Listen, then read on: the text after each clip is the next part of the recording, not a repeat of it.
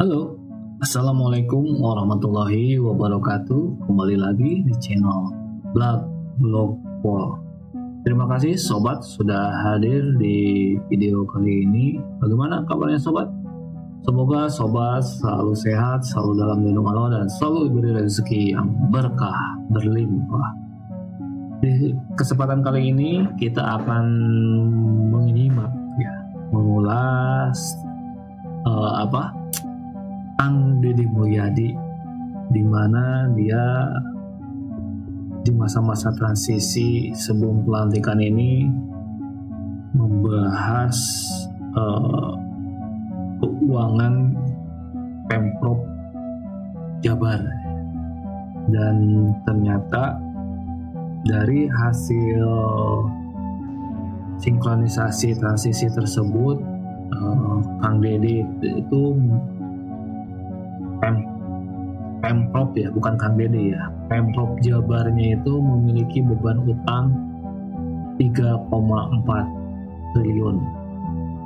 Namun Kang Deddy tetap optimis itu bukan beban berat, itu beban ringan. Pokoknya dengan penuh keyakinan dia bisa bayar utang 3,4 itu. Nah, keputusan-keputusan strategis apa sih yang akan dibikin Kang Deddy Mulyadi dengan beban utang 3,4 T, terus pengen nawacita atau janji-janji kampanyenya bikin jalan halus atau apa sih yang ingin dilakukan Kang Deddy? Yuk kita tonton videonya.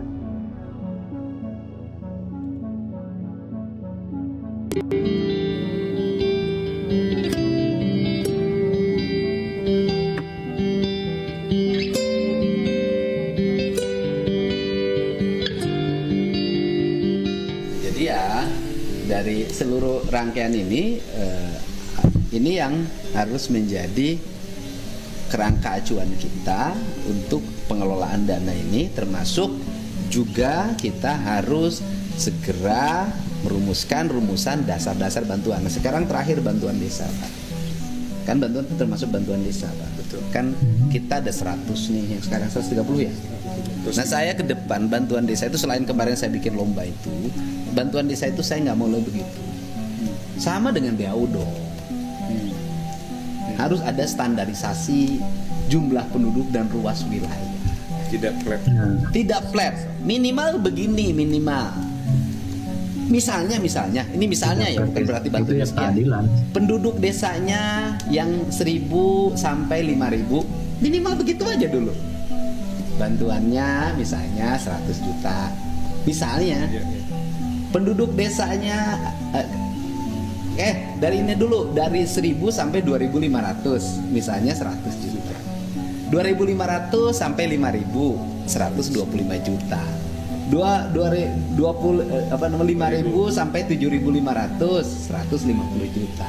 7.500 sampai 10.000, 175. Kemudian 10.000 sampai 12.500, 150. 12.500 sampai 20.000, 200. Terus gradasi ya? Ada dong.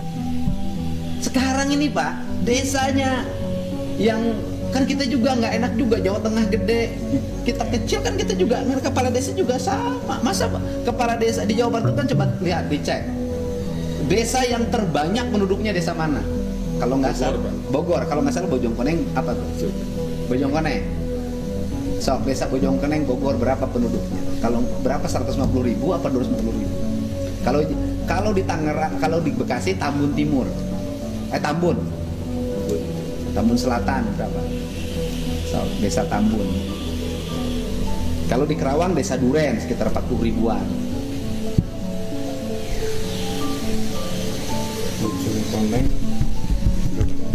penduduk tahun 2022 14.165 Satu desa. desa.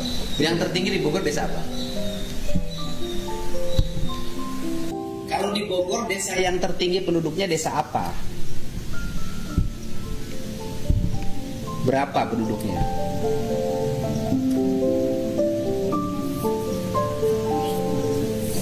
Perasaan ada yang 100.000 lebih deh di Bogor itu. Oh, kelurahan. Kelurahan mana? Oh iya, siap. Oke. Kelurahan. Dan termasuk kelurahan, Pak. Oh, iya. Harus mendapat perhatian juga, rasionalitas. Karena ketika desa mendapat berbagai jenjang program anggaran banyak dan perhatian, kelurahan tuh kan nggak bisa waktu itu. Nah, kita harus cari formula juga. Kan biasanya kalau kelurahan-kelurahan tuh pasti yang diomongin jalan lingkungan, sanitasi lingkungan, yang seperti itu. Ada data? Desa terbanyak di Google pasti ada. Kalau begitu, sistem IT kita harus segera dibenahi agar data-data ini saya baca, soalnya kan baca IT kemarin ratusan miliar tuh. Nah, nanti ke depan di Google itu kalau sudah diketik desa penduduk terbanyak di Jabar, krek, desa terkaya di Jabar, krek, keluar, desa termiskin di Jabar, klek, desa terkecil di Jawa Barat, klek, keluar. Sekarang di Google susah muncul. Nah, gitu loh ya. Itu yang dimaksud keluhan orang Jakarta. Kok susah akses Jabar? Gitu, agar IT ini bermanfaat.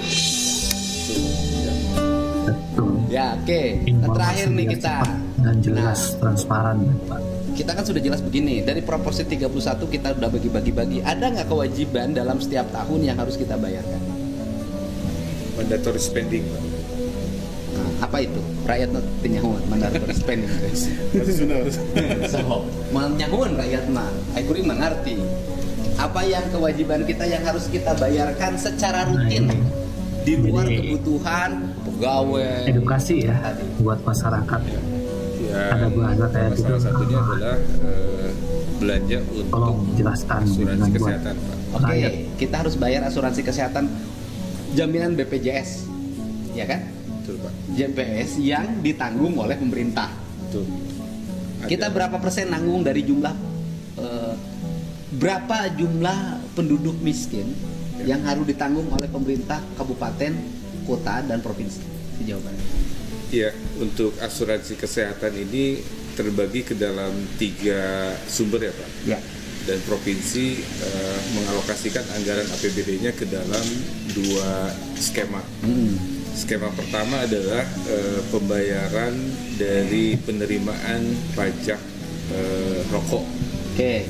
Itu sebesar kurang lebih sekitar 35%. Pajak Itu langsung rokok diserahkan buat ke BPJS. pusat. Oh, Untuk kemudian dialokasikan Dibutuhkan asuransi pajak. BPJS bagi masyarakat yang masuk ke dalam DTKS. Oke, DTKS. Nah, kita ini bayar jaminan gitu.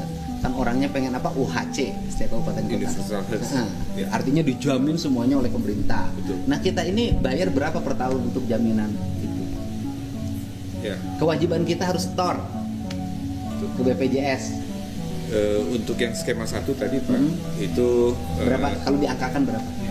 Jadi kalau pembayaran untuk jaminan kesehatan ini ada kewenangan-kewenangannya Pak, ada kewajiban-kewajibannya. Untuk provinsi yang wajib itu adalah kita memberikan bantuan kontribusi untuk PBIJK atau masyarakat miskin Pak, warga miskin yang bersama-sama dengan pemerintah pusat.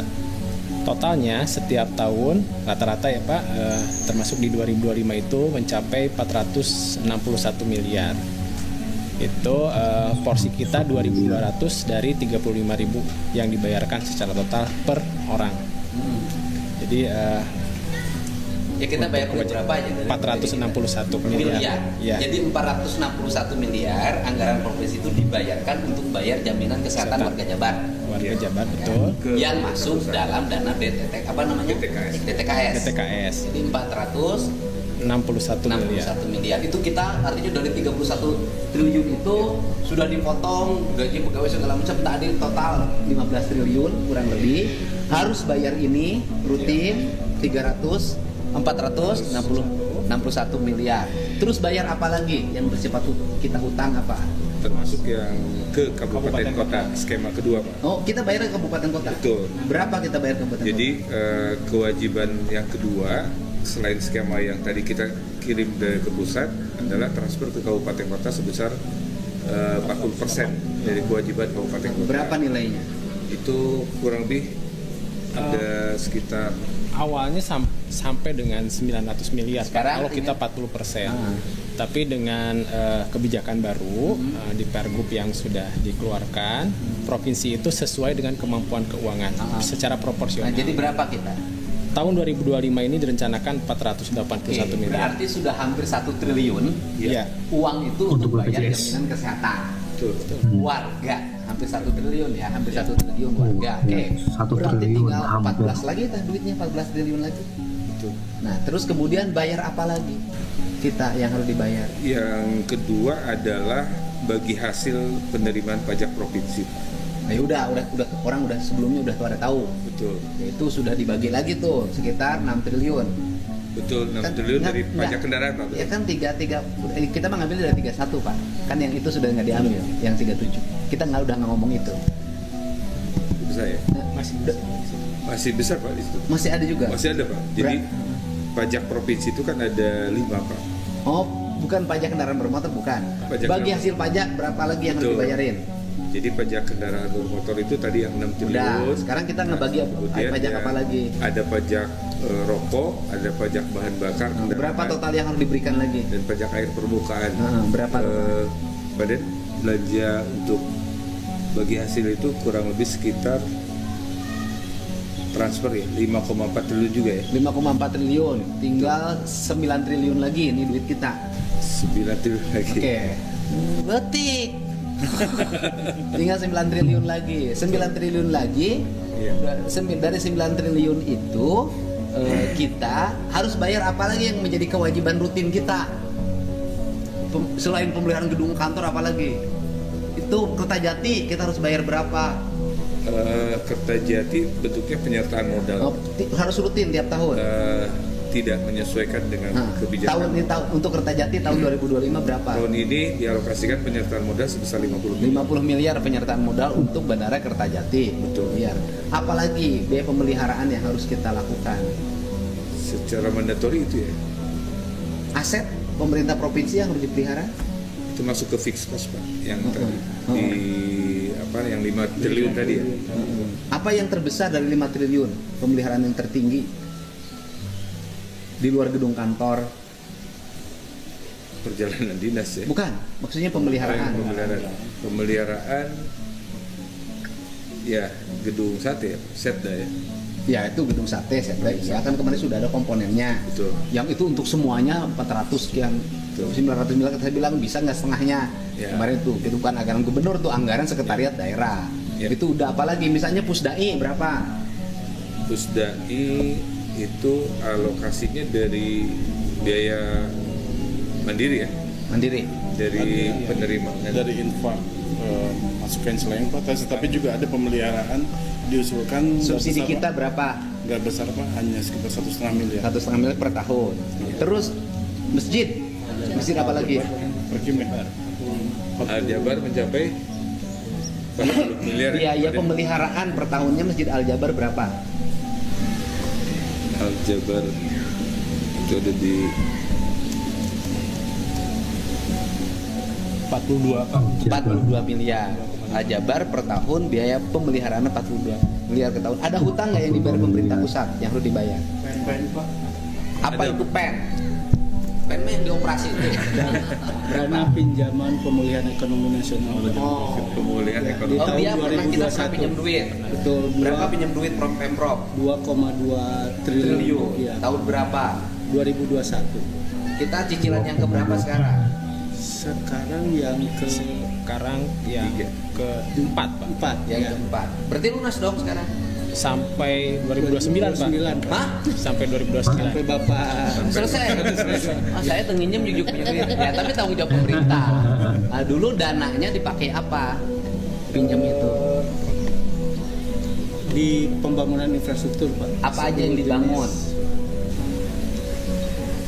infrastrukturnya jalan, terus juga pengairan, air limbah, terus juga ada permukiman, ruang terbuka hijau, selanjutnya sarana peribadatan, revitalisasi pasar, dan satu lagi Masjid Al-Jabar dari dana PEN lihat. iya Pak, itu sarana peribadatan. Oh, jadi Al-Jabar itu dibangun dari dana pinjaman. Ya, PEN berapa yang dibangunkan ke situ dulu? Detailnya saya tidak. Yang jelas bahwa dari uang yang dipinjamkan dulu menjadi kewajiban selama 5 tahun ke depan harus dicicil 500 miliar Ya. per tahun. Total utang pokok utangnya 3,4 triliun Pak. Oh, 3,4. Dibagi 2 termin, Pak. Ya. Dibagi 2 termin. Karena ada Tahun 2021 Oh iya. 2,9 triliun, kemudian berikutnya 1,9 Oh, triliun. itu pokoknya punya kewajiban nyicil aja. cicil. Ya, Bapak yang nyicilnya, Pak. Enggak, bukan saya, pemerintah. Saya punya duit dari mana? Ya nggak ada masalah kan, karena itu kan untuk kegiatan pembangunan. Iya. Ya, sekitar 566 Miliar. per tahun itu sampai 2028. Mm-mm. Selanjutnya baru di tahun akhir 211 miliar menyicil. Jadi memang ada ini Bisa minta penghapusan nggak ya ke pusat? penghapusan Utang. diajukan aja kalau bisa. Ya Allah, untuk Jawa Barat ya hutangnya berapa? 3,4 triliun 3,4 triliun. Sekarang sudah cicilan tahun keempat Mas. keempat. Ya, hapusin ya. Saya mau bangun jalan sama sekolah-sekolah. Udah. Ya, itu yang menjadi beban terberat kita, Pak. Ayolah, jangan anggap beban berat, semua beban ringan. Oh, beban Nggak ada masalah. Hutang PEN 500 miliar, mudah-mudahan ke depan pendapatan kita meningkat. Amin. Pendapatan nggak apa-apa, PEN 500 miliar asal pajak kendaraan bermotornya dari 9 triliun nanti naik ke 11 triliun. Lunas segitu mah Pak. Harus optimis. Baik. Nah ini nih itu kayak dari Kang Deddy ya, selalu optimis. Selalu optimis ya. Hutang 3,4 triliun. Jadi jalannya harus pemerintah Harus mulus-mulus, harus- awas ya kok. harus mulus di Jawa Barat. Bayar, awas. Tuh lihat masyarakat Jawa Barat. Nah, ya jalan harus mulus. Kalau nggak bayar pajak awas. Prinsip-prinsipnya sudah, bahwa dulu kita tidak berarti dulu kita pernah ngutang tetapi uang kita dibelanjakan untuk yang lain gitu loh Pak. Nanti kita nggak boleh dulu kita ngutang, optimalkan aja kemampuan kita untuk diri kita dulu, sehingga kalau kita tidak mampu banget, sudah tidak ada, ya baru kita ngutang. Kalau saya sih logikanya kan, kalau dalam rumah tangga, kalau kita jangan sampai ada kejadian begini, misalnya begini, uang kita dikasih pinjam ke tetangga, dikasihin ke saudara, kita beras nganjuk ke warung. Nggak boleh itu Pak. Gitu. Kan sama dengan begitu, kita punya gaji nih, pendapatan sebulan, kasih tetangga, kasih saudara gitu kan. Anak-anak sekolah kita pinjam uang Bang Emo, jangan Pak. Udah gitu.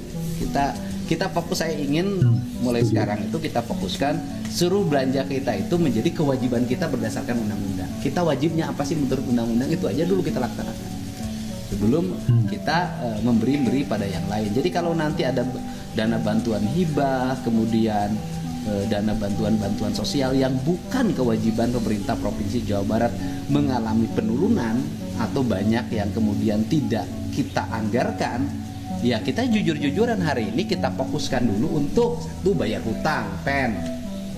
Yang kedua, membangun sesuatu yang menjadi kewajiban pemerintah, bangun jalan, memberikan layanan rumah sakit, layanan puskesmas, menyiapkan RKB baru untuk sekolah-sekolah. Kita fokuskan itu dulu. Kalau kita sudah itu terpenuhi, baru kita bagi-bagi uang buat tetangga. Nah kemudian nanti termasuk saya kemarin bertanya kepada Om siapa? Om Purnomo, apa manfaat dari IT itu bagi layanan sosial, akses terhadap publik? Nah ini kan contoh-contoh yang sederhana tadi. Ayo coba cari penduduk Jawa Barat yang terbanyak desa mana. Wah, harusnya kan dalam waktu sekian detik harus datanya keluar. Yang gitu-gitu kan bisa di Google kan? berarti harus segera dimasukkan di Google Om. Data penduduk update dalam setiap hari penduduk Jawa Barat. Setiap hari harus nanti kalau saya tuh pengennya di Google kita ini orang tuh sudah bisa tahu berapa hari ini yang lahir, berapa hari ini yang meninggal, berapa hari ini yang nikah, berapa hari ini yang putus cerai di pengadilan agama. Penting bagi saya yang begitu itu. Tidak harus akses setiap hari kan update. Nah sekarang gini, kita lihat data di Google misalnya, data penduduk Jawa Barat itu kan data yang 3 bulan yang lalu. 6 bulan. Hari ini kan terjadi perubahan, ada yang meninggal karena kecelakaan, karena sakit di rumah sakit, ada yang lahiran, kan tidak update. Nah gimana caranya nanti semua kita ini terkoneksi Pak? Sistem data kita ini terkoneksi ke setiap desa, kelurahan, kecamatan, bahkan sampai tingkat RT, terkoneksi ke rumah sakit bersalin, terkoneksi ke bidan, terkoneksi ke rumah sakit umum. Kan ke rumah sakit umum data meninggal harus segera update bahwa pasiennya yang masuk siapa, yang keluar siapa, yang keluar itu yang keluarnya sehat siapa, yang keluar dalam bentuk mobil jenazah siapa. Itu kan dalam sistem pembayaran mereka kan masuk, kan itu bisa terintegrasi. Bisa nggak ini Pak? Harus bisa Pak. Harus bisa. Yes. Termasuk pelayanan sekolah ya Pak. Iya, pendidikan. Nah itu harus ini. Nah kemudian misalnya penduduk desa mana sih yang paling banyak penduduknya? Saya dari dulu tadi cerita pasti Tambun Selatan. Nah Tambun Selatan itu 113.013 ya data yang dulu. Nah kemudian kalau di Karawang tuh desa Duren saya ingat betul itu di atas 40.000 penduduk. Kalau di Bogor itu kalau saya tuh punya data Pak, saya lengkap yang itu yang pegangnya namanya Hendrik staf saya. Kenapa? Untuk jadwal keliling Pak saya mah. Oh penduduknya di sini berapa, di sini berapa. Nah yang paling tinggi Bogor desa Pabuaran Pak, penduduknya 76.900. Makanya masa bantuannya antara yang 113.000 sama dengan penduduk 2.500?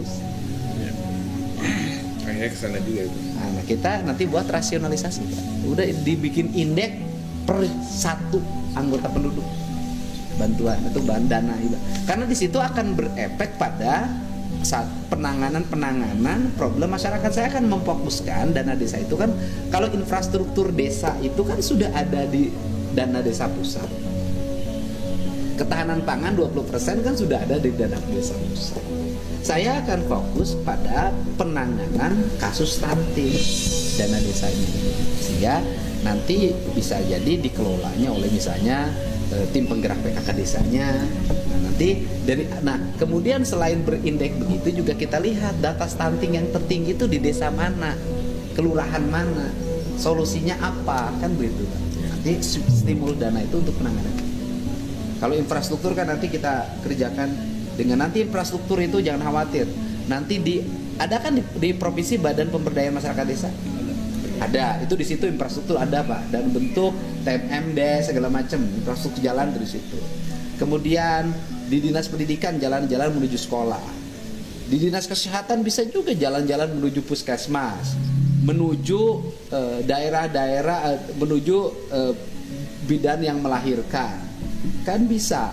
Kemudian di Perkim jalan lingkungan banyak Pak proporsi jalan itu sehingga bisa jadi bahwa tidak bertumpuk di di Dinas PU, tapi tersebar karena tidak ada satupun layanan di Jawa Barat yang daerahnya adalah daerah dataran secara umum yang tidak memerlukan akses jalan.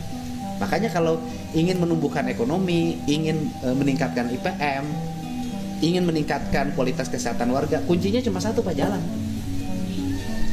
Karena ekonomi bergerak kalau ada jalan.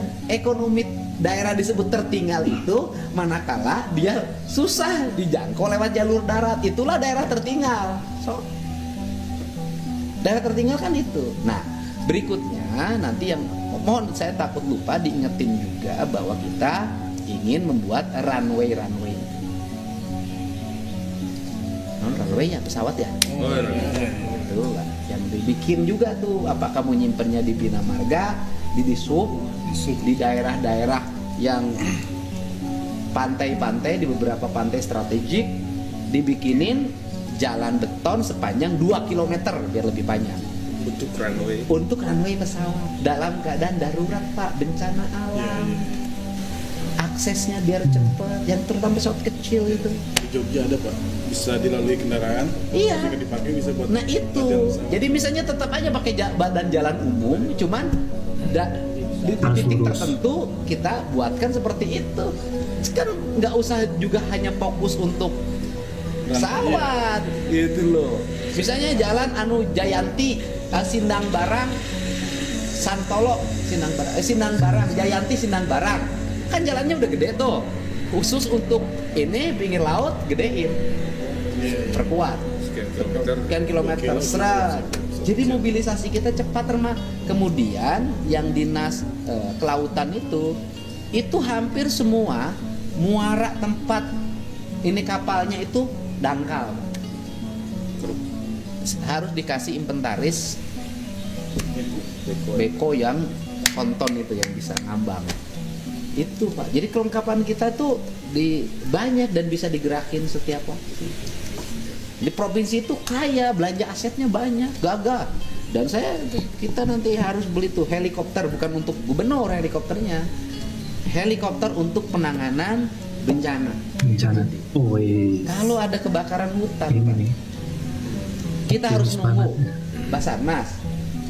Kalau kita punya, Pak, udah tinggal digerakin surat sebelum hutan 4.000 hektar terbakar bisa tertangani. Udahlah, kita ini harus siaga. Walaupun kalau kita pasang alarm bencana nggak pernah ada yang nyala pas setelah setahun anggaran, Pak.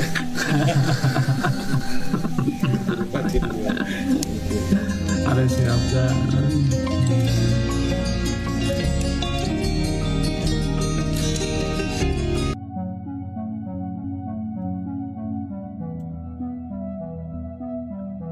Nah itu ya sobat, videonya Kang Deddy ya. Jadi intinya Kang Deddy membahas tentang anggaran Pemprov Jabar itu, kebijakan-kebijakan dan pengalokasiannya nanti untuk apa, dan sangat detail ya. Bahkan bagaimana Kang Deddy mengalokasikan anggaran untuk berbagai kebutuhan prioritas, infrastruktur, kesehatan, dan pendidikan. Bahkan walaupun Pemprov Jabar masih memiliki hutang 3,4 triliun, tapi Kang Deddy sangat optimis ingin memiliki pesawat atau helikopter, dan itu bukan untuk gubernur, tapi diperuntukkan nanti bagaimana pesawat itu khusus untuk penanganan bencana, terus kebakaran hutan kayak gitu ya. Ini sangat mengedukasi ya. Jadi kadang kan kita berpikir bahwa pemerintah itu uangnya tuh banyak gitu kan. Wah ini wah gini. Tapi ternyata begitu lihat Kang Deddy mengedukasi semua netizen ya, 31 triliun itu ternyata ya tidak ada apa-apanya ya. Karena ternyata itu udah masuk pos-pos tertentu. Sampai tadi kan Kang Deddy bilang dari 31 ternyata buat gaji cuma sisa 15 triliun. Terus diperuntukkan buat apa, dipotong ini itu, terus untuk BPJS, untuk ini ya ternyata sisanya sekian triliun. Nah, terus ya akhirnya yang diharapkan ya dari hasil pajak, terutama tadi pajak rokok ternyata lumayan juga ya untuk mengalokasikan dana kesehatan, dan ternyata pembangunan Masjid Al-Jabar itu yaitu dari dana pinjaman pemerintahan pusat ya, PEN. Dana apa tadi itu, PEN itu pemulihan ekonomi nasional lah ya, PEN gitu. Dan perawatannya 42 miliar. Wes mantap itu Masjid Al-Jabar.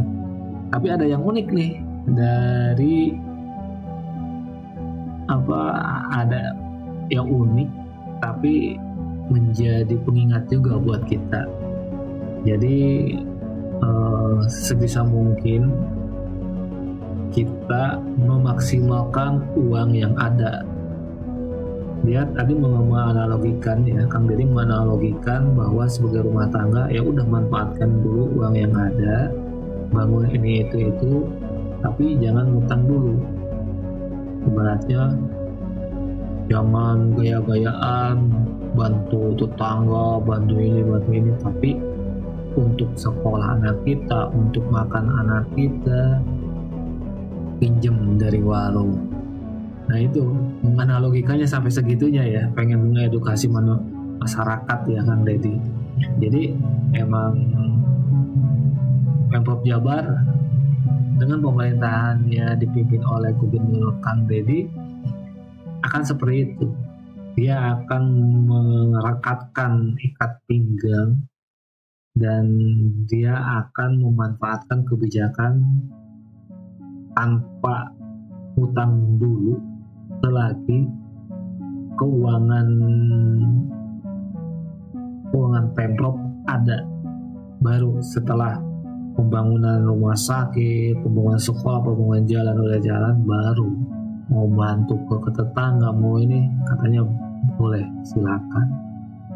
Itu ya bijaknya dan cara berpikirnya sederhana, tapi menerapkannya ini sangat-sangat istimewa lah di Jawa Barat. Memiliki penyusunan standar bantuan desa juga lucu. Ternyata kan ya pendapatan bantuan Jawa Barat itu beda dengan Jawa Tengah. Padahal kan Jawa Barat memiliki penduduk terbanyak dibandingkan Jawa Tengah. Nah makanya tadi bilang untuk membantu desa jangan disamaratakan, tapi harus disesuaikan berapa banyak penduduk desa tersebut.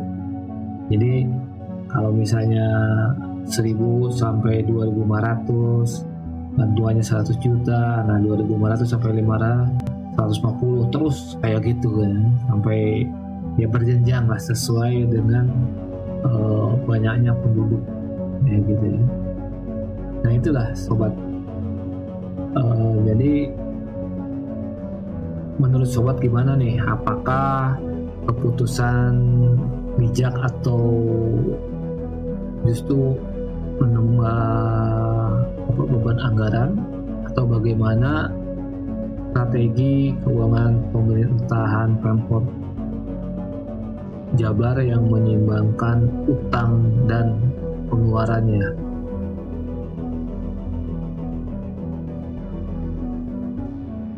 Dan ya mungkin di luar sana dengan pengalokasian dana gini dan tahu bahwa ternyata Al-Jabar itu dibangunnya oleh uang pinjaman, ya, uang pinjaman.